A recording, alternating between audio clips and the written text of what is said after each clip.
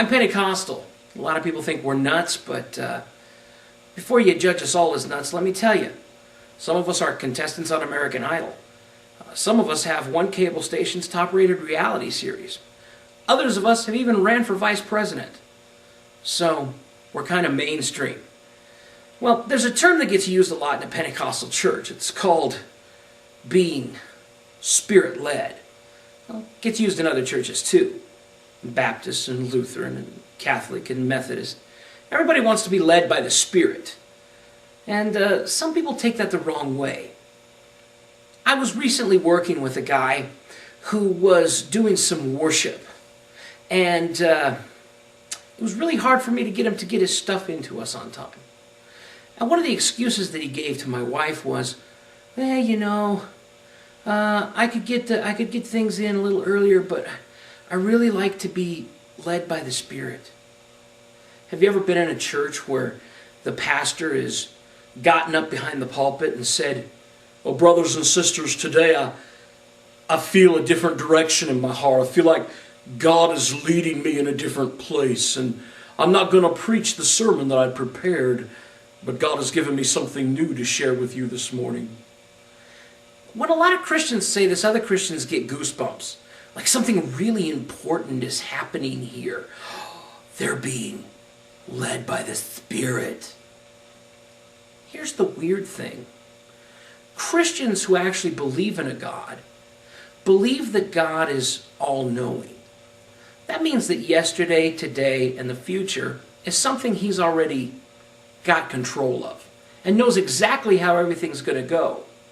So it's amazing that for a Christian who believes that God is all-knowing, they don't know until the last minute what God wants them to do. Obviously, no matter how hard you pray or study or work or prepare, God doesn't give you a clue as to what He wants you to do until right before you're supposed to do it. Now, is this just because God doesn't believe in practice? Is this because maybe sometimes God tries to keep things from Himself so that things can still be a surprise to Him once in a while? Or is the term Spirit-led sometimes abused in Christian circles as an excuse for laziness?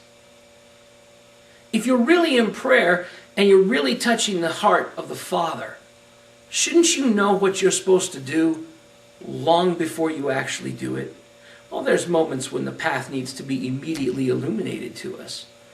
But there's other areas of ministry in which preparation isn't a sin.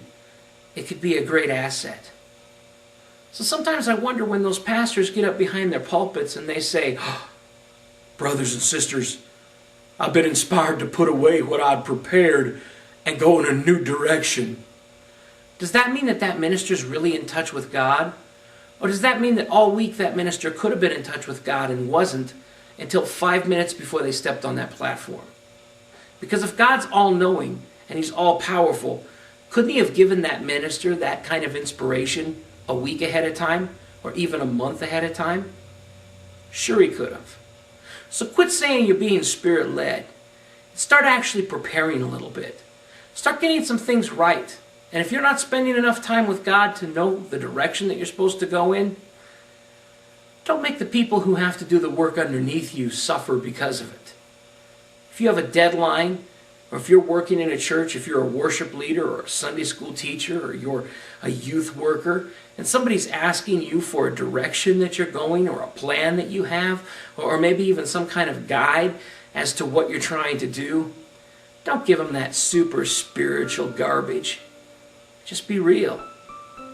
Get together with God and start making some plans, because God already knows what steps you're supposed to take. If you're not in the Spirit, maybe you're just lazy.